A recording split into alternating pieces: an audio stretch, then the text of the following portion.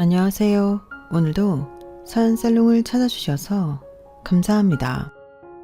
열 손가락 깨물어 안 아픈 손가락 없듯이 다 똑같이 귀하디 귀한 자식들이죠.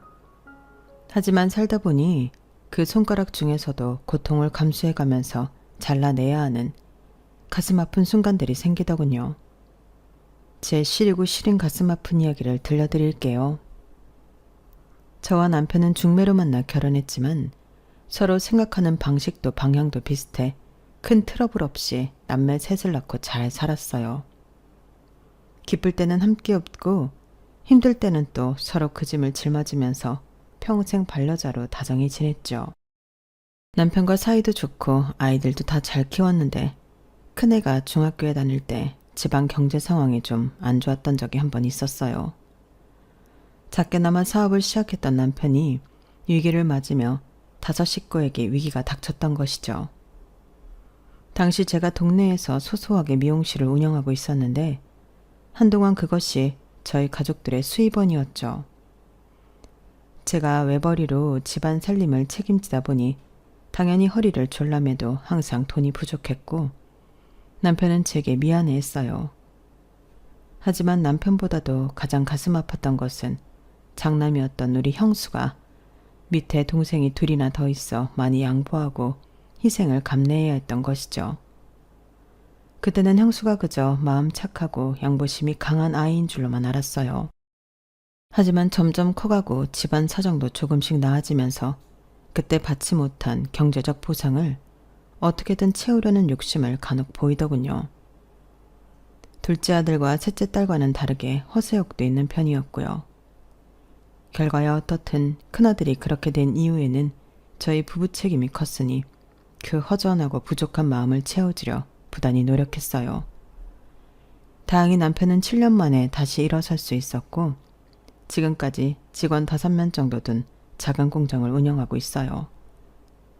저도 아직 미용실을 하고 있고 다행히 남편 공장이 처음보다 계속 발전하는 추세다 보니 예전에 지었던 빚들이나 채무들을 다 정리한 상태이죠.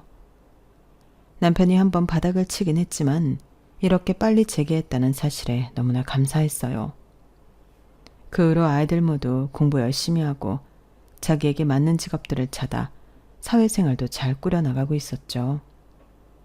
그러다 홍기가 먼저 찬 큰아들 형수가 결혼할 여자가 있다면서 소개를 시켜줬어요.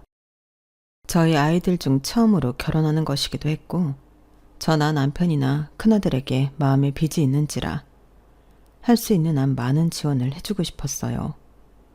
물론 이 결혼이 아주 순탄했던 것은 아니에요. 사돈 집안이 유명 대기업의 한 계열사 사장님이었고 며느리가 될 아이는 외동딸이어서 부족함 없이 무한한 귀여움과 사랑만 받고 자란 것 같더군요. 그래서 그런지 그쪽 집안에서는 처음에 우리 형수를 탐탁해하지 않았다고 하더군요. 저와 남편 모두 아직 경제활동을 왕성히 하고 있다고는 하나 그 집안에서 보면 수준이 좀 안 맞는다고 생각했던 것 같아요. 그런 일 때문에 아들과 며느리는 연애 기간 중에도 자주 만났다 헤어졌다를 반복하는 것 같았어요. 그래도 다행히 사돈 쪽에서 형수를 사위 삼기로 하고 혼담에 오가게 되었죠. 자존심이 조금 상하기는 했지만 아들이 기가 죽을까 되도록 사돈집의 요구에 대부분 맞춰서 결혼 준비를 하려고 노력했죠. 본인들이 결혼하고도 몇 년은 신혼도 즐기고 작게 시작해도 된다 하여 저희 쪽에서 어렵게 3억 8천만 원을 들여 아담하지만 깨끗하고 괜찮은 빌라 전세 하나를 얻어주었어요. 형수야, 지아야, 비록 빌라이기는 해도 진짜 깨끗하고 교통도 나쁘지 않은 집이야. 사업까지 불렀었는데 2천만 원 깎았어. 우선 여기서 시작하고 나중에 여유가 되면 우리가 더 보태줄게. 알았지? 저는 그때 며느리의 얼굴이 왜 울상인지 몰랐어요. 알고 보니 그냥 저희 앞에서 말로만 괜찮다라고 한 것이더군요. 결혼식을 올리고 얼마 안 되어 먹을 반찬이 없을까 걱정돼 아이들 신혼집 근처에 가서 전화를 걸었어요. 형수야, 엄마 지금 너희 신혼집 근처인데 반찬만 잠깐 나와서 받아갈래? 신혼여행 갔다 오고 여기저기 인사하고 다니느라 집에서 뭐 해먹기 어려울 것 같아서 집 반찬 몇 개 해서 가져왔어. 지아도 집에 같이 있니? 엄마, 우리 집 근처라고? 어디? 니네 신혼집 근처라니까. B동. 지금 버스 정류장에 막 내렸어. 엄마, 그런 건 좀 미리 연락을 하고 오지. 너무 갑자기 찾아와서 그런가? 미안해. 이것만 잠깐 주고 갈 테니까 집 앞으로 나와줘. 아니, 그게 아니라 우리 신혼집 B동 아니거든. 그게 무슨 소리야? B동 하늘빌라잖아. 엄마 맞게 왔는데? 있잖아. 사실은 그 빌라 계약 파기하고 우리 다른 데로 이사 왔어. 뭐? 이사? 어디로? 여기 H동이야. H동? 계약을 취소하고 H동에서 지금 산다고? 지아가 사실 엄마랑 아빠 앞에서는 말 못했는데 한 번도 엘리베이터 없는 빌라에서 살아본 적이 없어가지고 2층인데 엘리베이터가 있어야 돼? 그냥 지아는 여태껏 계속 쭉 9층 아파트에서만 살아서 빌라 사는 게 너무 힘들 것 같다고 그러더라고. 그럼 진작 말을 하지. 지아도 나름 엄마랑 아빠 눈치 본 거지. 그 빌라 계약하고 온 날 엄청 울더라고. 그 정도로 싫어했구나. 그럼 지금은 H동 어딘데? 엄마랑 아빠는 좀 힘든 것 같아서 장인어른한테 부탁 좀 드렸어. 뭘? 이 동네 제일 작은 평수도 5억 갖고는 어림도 없는데 3억 8천으로 누구 코에 붙여. 장인어른이 돈 좀 보태줘서 여기 아파트로 왔지. 저는 속으로 괜히 머쓱한 생각이 들었어요. 저희는 나름 해준다고 해준 것이 며느리는 말도 못할 만큼 싫었고 결국 사돈 쪽에 도움을 얻어 훨씬 좋은 아파트로 이사했다는 아들 말에 민망함이 들기까지 하더군요. 저희에게는 말 한마디 없이 며칠 상간으로 이사를 가버렸다는 사실이 솔직히 좀 서운하기도 했어요. 하지만 한편으로는 저희가 다 채워주지 못한 부분을 사돈이 보태주셔서 더 나은 환경에서 애들 부부가 산다고 생각하니 고마운 마음도 들더군요. 아무튼 그날 들고 갔던 반찬을 그대로 집에 가져오게 되었고 남편에게 자초지종을 설명했어요. 뭐? 한마디 말도 없이 그렇게 집을 바꿨다고? 지아가 아무래도 우리가 아직 어려워서 그때는 말을 못했나 봐. 빌라 같은 데는 친구 집에도 가본 적이 없대. 너무 싫었는데 우리 앞에서 티도 못 내고 형수한테 그렇게 하소연을 했나 보더라고. 그래서 결국 사돈 도움으로 더 좋은 데로 갔으니까 우리는 좀 멋쩍기는 해도 애들 입장에선 좋지. 아무리 그래도 우리가 전세금을 도와준 부분도 있는데 아무 말 없이 그렇게 해버린 건 애들 결혼한 지 얼마 되지도 않았는데 이런 걸로 얼굴 붉히지 말아요. 애들만 좋으면 됐지 뭐. 저희 설득으로 남편은 그나마 표정을 좀 풀고 잠자리에 들더군요. 저도 복잡한 마음이었지만 일로 아이들과 사이가 틀어지는 것이 싫어 그냥 좋게 생각하기로 하고 마음 먹었죠. 그렇게 아들과 며느리가 결혼한 지도 어느새 2년이 훌쩍 지나갔어요. 어느 날 형수가 잔뜩 짜증나는 목소리로 전화를 해 말하더군요. 엄마, 우리 2년 만에 이사 가야 돼. 왜? 왜긴 집주인이 나가래잖아. 너희 신혼부부 같이 집 깨끗하게 쓰고 큰일 안 벌리는 임차인들이 어딨다고 2년 딱 살고 나가라고 하니 집주인 아들이 외국에 있다가 이번에 한국에 아주 들어와서 이 집에서 사시겠대. 집주인 아들이? 그래서 전세비 3천만 원 더 올려서 주겠다고 우리가 먼저 말했는데도 힘들다고 그러더라고. 아들이 들어와서 살겠다는데 뭐 할 말 없지. 그래서 이번에는 어느 쪽에 집 구하려고 K동 쪽으로 알아보고 있어. K동? 거기는 지금 사는 데보다도 더 비싼 동네잖아. 거기는 전세 얼마 달라는데. 이번에는 전세 말고 월세를 그냥 살려고. 월세? 얼만데? 한 달에 300만 원 정도? 어머 형수야, 300만 원이면 어지간한 사람 월급이야. 그 월세비를 내면서 어떻게 살아? 그건 너무 무모한 것 같은데. 이미 얘기 다 끝났어. 장인어른이 매달 월세비 도와주시기로 했어. 저는 순간 가슴이 싸해지더군요. 형수야, 사돈어른이 아무리 괜찮은 회사 사장님이어도 다 큰 너희가 300만 원씩 하는 월세비를 좀 받는 건 그렇지 않니? 내가 달라고 한 거 아니야. 지아가 그랬지. 네가 그랬건 지아가 그랬건 거기 전셋집 구할 때도 도와주셨잖아. 돌려드리지는 못할 망정 이제는 월세비까지 따박따박 받겠다고? 엄마가 생각하기엔 이건 좀 아닌 것 같은데. 난 솔직히 상관없어. 내가 뭐라고 해도 지아가 찡찡대면서 해달라고 응석 부리면 다 해주시거든. 난 그냥 옆에서 콩고물이나 주워 먹는 거지. 난 아무 불만 없어. 형수야, 너 이제 가장이야. 가장다운 책임감 있는 태도를 가져야지. 엄마는 내가 지금 나이가 몇 살인데 초딩한테 하는 것처럼 말을 해. 내가 못 갖고 못 입고 못 누리더 살았던 거 지아내가 해준다는데 그걸 왜 거절해? 아빠 회사 부도 났을 때 난 다 참고 형석이랑 하영이한테 다 양보했잖아. 큰아들은 이런 상황에 닥치면 꼭 과거 일을 끄집어내 제 가슴을 아프게 하고 아무 말도 할 수 없게 했어요. 그래, 형수 네가 고생 많았지. 그건 엄마랑 아빠가 너무 미안해. 그래도 이건 좀... 엄마한테 돈 달라는 거 아니니까 걱정 마. 지난번에 말없이 빌라에서 아파트로 간 거 좀 걸려서 이번에는 미리 말하는 거야. 이미 우리 다 정했고 장인 어른이랑도 다 얘기된 거야. 그냥 엄마는 그렇게 알고 있으면 돼. 저는 처음으로 무력감을 느꼈어요. 아들이 한 가정의 가장으로서 조금 더 굳센 모습을 보여줬으면 했는데 모든 것이 제 욕심 같더군요. 결국 아이들은 얼마 뒤 K동에 고급 아파트로 이사를 갔어요. 이사간 K동이 우리 집과는 조금 더 멀긴 했는데 그런 이유로 아들 내외는 집에도 잘 오지 않더군요. 남편이 몹시 서운한 티를 내면 저 역시 속을 숨기고 말했어요. 지들끼리 잘 살면 됐지. 우리 안 보러 온다고 뭘 그렇게 서운해해요. 아무리 그래도 2시간이 걸리는 것도 아니고 1시간 걸리는 거리를 멀다고 분기에 한 번씩도 안 오는 게 말이 되나? 냅둬요. 애들도 바쁘겠지.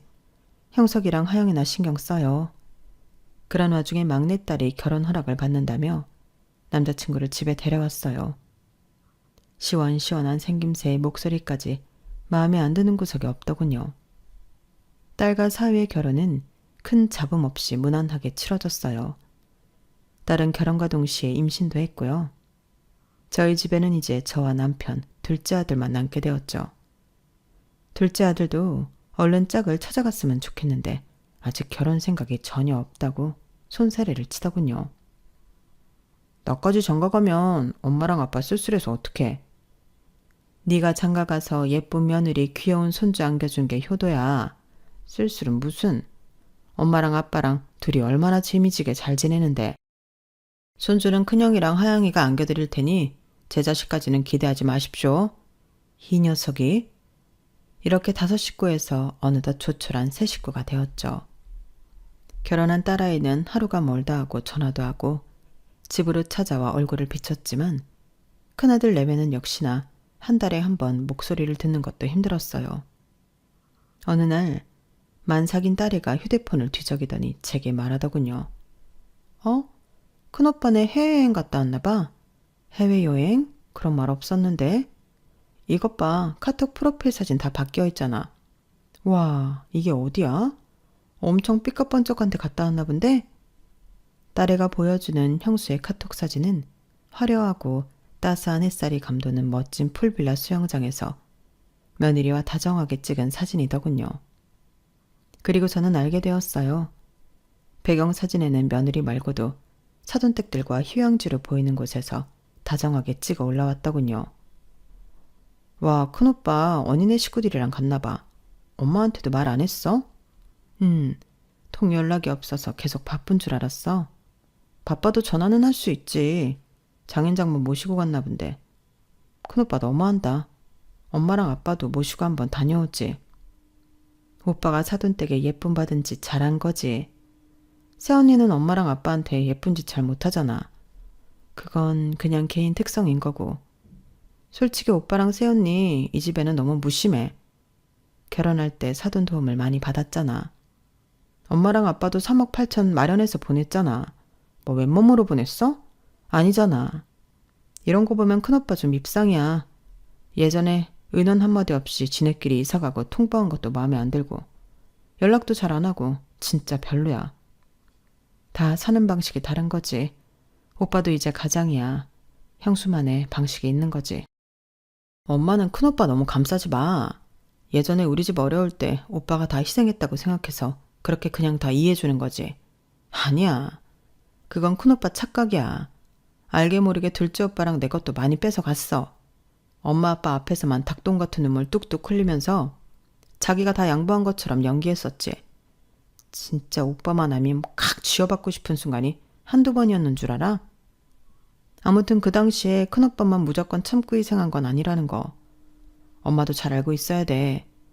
엄마가 오해하고 있으니까 자꾸 저렇게 큰오빠가 못해도 그러려니 하고 넘어가려는 거잖아. 엄마랑 아빠, 오빠를 향한 마음의 빚 진짜 내려놔도 돼. 막내딸은 아이를 갖고 나서 제 마음을 가장 잘 알아주는 좋은 친구가 되어 있었어요. 이런 막내가 있다는 것 자체에 감사한 마음이 저절로 들더군요. 사실 형수의 카톡 프로필과 배경사진을 봤을 때 저도 움찔하긴 했었어요. 저희 부부와는 외식도 안 하는 아들 내외가 사돈댁 가는 해외여행을 갔다는 것이 내심 마음에 서운함으로 자리 잡더군요. 그러다 얼마 후 큰애들로부터 또 다른 소식이 전해져 왔어요. 뭐라고? 또 이사를 가야 된다고? 거기 들어간 지 1년 정도밖에 안 됐잖아. 다른 게 아니라 지아가 이번에 직종을 아예 바꾸고 싶대. 새로 배우고 하려면 지금 사는 집에서 왔다 갔다 하긴 너무 멀어서 어쩔 수 없이 이사 가야 돼. 그런데 이사 가면 형수 너도 회사랑 멀어지잖아. 너도 힘들어지는 건데 중간 합의점을 찾는 게 좋지 않겠니? 아, 나 회사 그만뒀어. 뭐? 언제? 갑자기 왜? 갑자기는 아니고 몇 달 됐어. 나 지금 회사 안 다녀서 그냥 지아가 다니기 좋은 데로만 가면 돼. 왜 잘 다니던 회사를 그만둔 거야? 어? 지난번에 장인어른 장모님 지아랑 사이판 여행 갔다 왔거든. 그때 장인어른이랑 저녁에 둘이 술 한잔 하는데 조심스럽게 말하시더라고. 지금 회사 대를 이어서 잘 꾸려갔으면 좋겠는데 자식이 딸인 지아 하나밖에 없기도 하고 지아가 회사 경영 이런데 전혀 관심이 없거든. 그래서 사위인 내가 나중에 맡아줬으면 하시는 눈치더라고. 나야 뭐 거절할 이유가 뭐가 있어. 완전 땡큐지. 사장 소리 들으면서 떵떵거릴 수 있는데. 아무리 그래도 지금 당장 너한테 사장 자리를 주시겠다는 건 아니잖아. 뭘 그렇게 성급하게 회사를 그만뒀어. 엄마, 언제든 물탈 준비를 하고 있어야지. 내가 미리 경영 공부도 하고 준비 태세를 갖춰놔야 아무 때나 갑자기 날 부르셔도 얼른 뛰어가서 자리를 잡지. 바로 사장 자리 앉으면 좋지만 아직 장인어른 창창하시고 하니까 뭐 밑에 본부장, 부서장 이런 것부터 맡겨주지 않으시겠어? 그때 돼서 나 회사 퇴사하고 뭐 공부하고 하면 늦잖아. 그러니까 미리 하는 거지. 본부장, 부서장 자리부터 주신대? 사돈이 그렇게 말을 하셨어? 아니, 직접 그렇게 말은 안 하셔도 눈치 딱 보면 알지. 밑에 자리부터 교육시켜서 나중에 장인어른 퇴직하시면 그 자리에 날 딱 앉히시겠다 이거지. 눈빛만 봐도 무슨 말씀하시려는지 뭘 원하시는지 내가 딱 알지. 약속받지도 못한 걸 왜 혼자 생각하고 그래.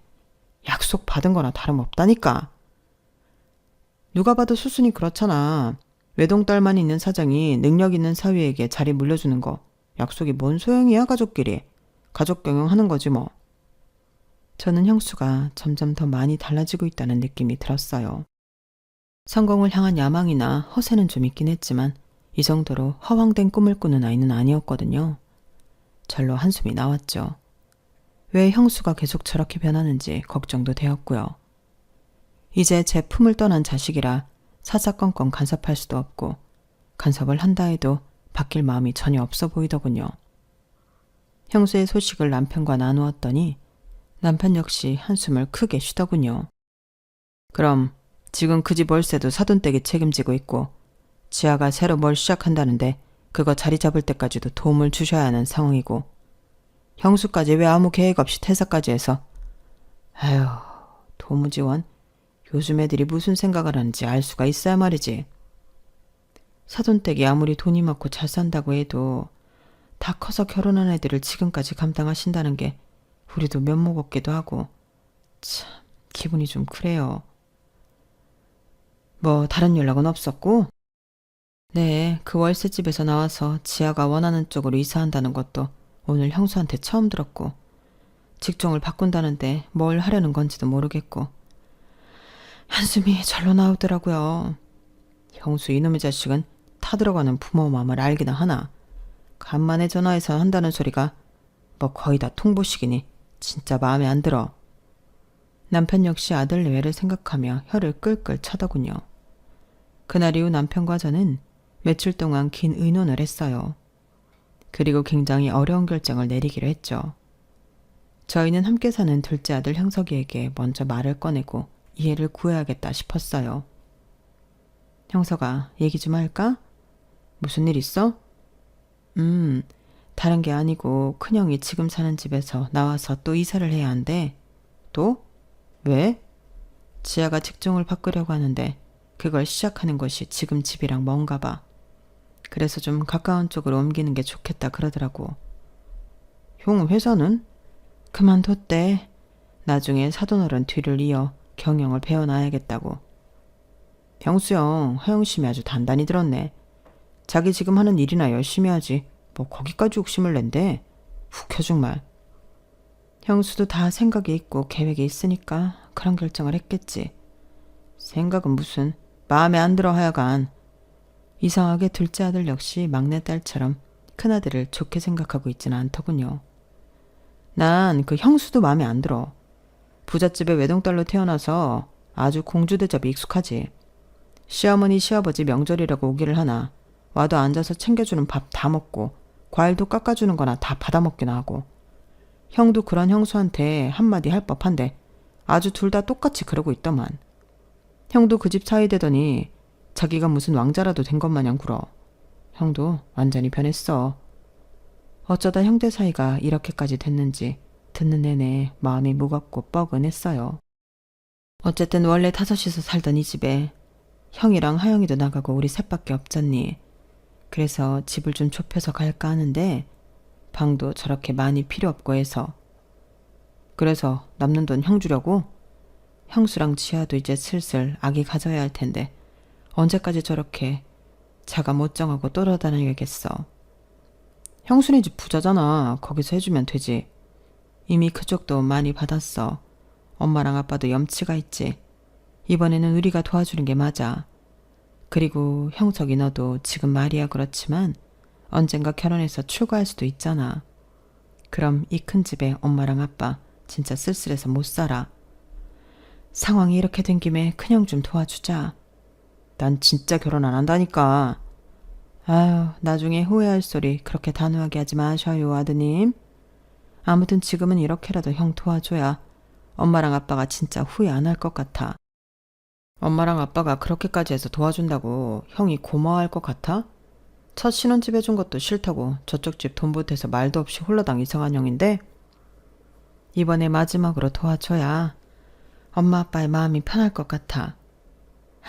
내가 뭐 이 집 살 때 기여한 것도 없으니 딱히 할 말은 없지만 그래도 좀 그래. 알았어. 우리 형석이한테도 엄마랑 아빠가 미안하지. 그래도 혹시 몰라서 네 결혼 자금은 따로 빼뒀으니까 걱정 마. 엄마, 나 진짜 결혼 안 해. 에휴, 퍽이나? 그렇게 우리는 중대한 결정을 내렸어요.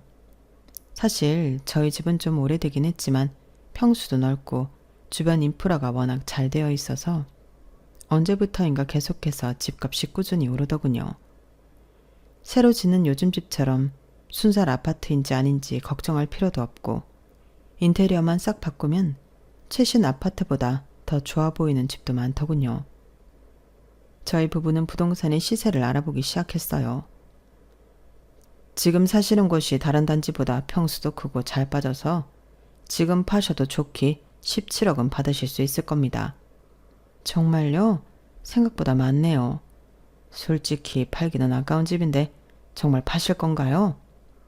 네, 저희 식구 수에 비해 이 집이 이제는 너무 커서요. 그러시군요. 이 주변 집은 내놓는다고 입김만 불어도 서로 계약하려고 난리니까 새 주인 찾는 건 시간 문제일 겁니다. 어쨌든 내놓는다고 하시면 좋은 가격으로 받아들일 테니 걱정하지 마세요. 생각보다 큰 액수에 저희 부부는 기분이 좋았어요. 이 집을 팔고 남편과 제가 모은 돈을 합치면 20억 정도는 아들네에게 줄 수 있을 것 같더군요. 저는 기쁜 마음으로 형수에게 전화를 걸었어요. 형수야, 혹시 주말에 시간 되니? 지아랑 같이 집에 좀 올래? 이번 주말에 장인어른이랑 낚시 가기로 해서 다음 주에 시간 되면 갈게. 그렇구나. 중요한 말할 것이 있어서 그러니까 꼭 시간 내서 와. 내가 다시 연락할게요. 몇 주 만에 어렵게 아들 내외를 저희 집에서 만나게 되었어요. 너무 오랜만에 만나 반갑다기보다 약간 거리감이 느껴질 정도더군요. 형수야, 지아야, 여기 앉아봐. 할 말이 있어. 우리 이따 심야 영화 예매해놨거든. 무슨 일인지는 몰라도 빨리 얘기해줘, 엄마. 다른 게 아니라 형수 너도 막내 하영이도 다 결혼하고 이 집에 없잖니. 형석이도 지금은 저렇게 결혼 안 한다 하지만 사실 언제 어디서 제 짝을 만나게 될지 아무도 모르는 일이고, 그래서 지금 이 집이 너무 크게 느껴져. 엄마랑 아빠 그리고 형석이 세 식구가 집을 좀 좁혀서 이사를 갈까 해. 이 집을 팔고. 그런데 몇몇 부동산을 가서 알아보니까 이 집이 지금 팔아도 17억은 좋게 받는다고 하더라고. 되게 많이 쳐주는 것 같았어. 거기에 엄마 아빠 저금해 놓은 거 보태면 20억 정도 될 것 같거든. 그래서 집 한 돈을 너희한테 주면 어떨까 하고. 요번에 너희 또 이사 가게 생겼잖아. 계속 전세랑 월세 살면서 떠다니지 말고 아예 그 돈으로 너희 차가를 사면 어떨까. 한 곳에 정착하면 이제 일을 바꾸거나 하는 것도 좀 더 신중해질 테고 사는 곳에 애착도 더 생길 테니까. 그리고 너희 아이 낳으면 더 정신없어질 텐데 미리 딱 자리 잡는 것도 나쁘지 않을 것 같아서. 어때? 이 집을? 큰아빠가 세 식구 딸게 딱 좋은 집 하나를 갖고 계시거든. 위치도 나쁘지 않고 그거를 우리가 가서 살고 이 집은 처분해서 너희 도와줄까 해서. 그동안 사돈 어른들이 너무 많이 도와주셔서 우리도 도리를 좀 해야 될 것 같아. 지아 의견은 어떠니? 네. 저는 뭐 괜찮을 것 같기도 한데 어머님 아버님이 이사하시는 것도 번거로울 것 같고 여기서 워낙 오래 사셨으니까 정 들었잖아요. 그런데 저희 때문에 파시는 건 좀 그렇지 않을까 싶어서요. 며느리는 저희의 호의에 난색을 표하며 말하더군요. 사실 당연히 감사하다는 인사를 받을 줄 알았는데 그런 답을 듣게 되어 저도 적잖이 놀랐어요. 그래도 며느리가 예의상 거절을 한 건 아닐까 싶었죠. 우리 걱정은 하지 마. 이 집 처분하고 너희 줘도 우리 세 식구 사는 건 전혀 문제 없어. 집값도 생각보다 훨씬 많이 올랐고 아빠도 요즘 공장 일이 두세 배는 더 바빠졌거든. 엄마 단골은 뭐 말할 것도 없고. 이 정도 속도라면 우리 노후도 걱정 없고 갑자기 형석이가 결혼한다고 해도 보태줄 정도는 돼. 며느리는 계속해서 곁눈질로 형수에게 눈치를 주고 있었고 아들 역시 머리를 극적이며 할 말을 뜸들이더군요. 엄마 아빠 1년에 매출이 얼마나 되지? 한 6억 정도? 6억이면 우리 장인어른 딱 1분기 값이야. 지아네 부모님은 잠깐 도와달라고 해도 20억이 아니라 40억, 50억도 그냥 도와주실 수가 있다고. 그러니까 우리한테 뭐 줄 생각하지 말고 그냥 엄마 아빠 써. 진짜야 형수야. 너나 지아한테 줄 수 있는 마지막 선물일지도 몰라. 우리 형수 너무 잘 커져서 집 힘들 때도 동생들 잘 케어해주고 엇나가지 않게 잘 커줬잖아. 그것만 생각해도 너희한테 20억 주는 거 하나도 아깝지 않아. 아니 엄마 그게 아니라 그렇게 20억으로 생색내지 않아도 된다고. 지아내는 뭐 살던 집 팔고 다른 돈 보태서 그럴 필요가 없다고. 그냥 깔끔하게 20억 주고 끝. 이렇다고. 알겠어? 뭐? 생색? 형수 네 눈에는 지금 엄마 아빠가 생색내는 것 같아? 생색이지 뭐. 기부도 아니면서 뭐가 이렇게 설명이 길어. 우리 영화 늦게. 형수야, 엄마의 뜻을 네가 잘못 받아들인 것 같은데 엄마도 내 뜻을 잘못 받아들인 것 같은데 엄마랑 아빠가 이 집 팔고 어쩌고 저쩌고 구구절절하게 안 해도 된다고. 지아네 부모님은 그냥 군말 없이 한 방에 딱 해결해 주신다니까. 그건 사돈댁 느껴인기가 그런 거고 이거는 엄마랑 아빠가 너희 도와주고 싶은 마음에서 말한 거야. 그러니까 안 도와줘도 된다고요. 그 돈 필요 없으니까 엄마 아빠 만난 거 많이 사 잡수시라고요. 아들의 비아냥거리는 말투에 저는 몹시 당황했고 며느리는 뭐가 웃긴지 옆에서 희죽거리며 웃더군요. 아들에게 이런 소리나 들으려고 했던 말은 아닌데 너무 어이가 없고 분하기까지 했어요. 형수야, 너희한테 그 돈을 준다고 해서 우리는 생색 낼 생각 추워도 없었고 뭐 바라는 것도 없었어. 왜 엄마랑 아빠의 말을 왜곡해서 받아들이니? 그냥 우리끼리 알아서 잘 산다니까. 그만 간섭하고 냅두세요 우리. 너희 자식 다시 한번 말해봐. 뭐가 어쩌고 저째? 옆에서 고개를 숙이고 모든 대화를 듣고만 있던 남편의 얼굴이 울그락불그락하며 큰 소리가 나기 시작했어요. 지 안에 부자인 거 땅이 알고 하늘도 다 알지. 그런데 엄마랑 내가 너희한테 마음이 쓰여서 좀 도와주고 싶다는 건데 거기서 생색이라는 말이 왜 나오고 사돈댁이랑 왜 비교하는 말들을 하니? 우리가 그렇게도 우습게 보이니? 네 엄마가 이 일로 며칠 밤을 잠도 못 자고 고민하더라. 형수 너한테 마음의 채무가 너무 깊다면서. 그런 네 엄마 마음도 모르고 너는 뭐가 잘났다고 그렇게 막말을 하는 거니?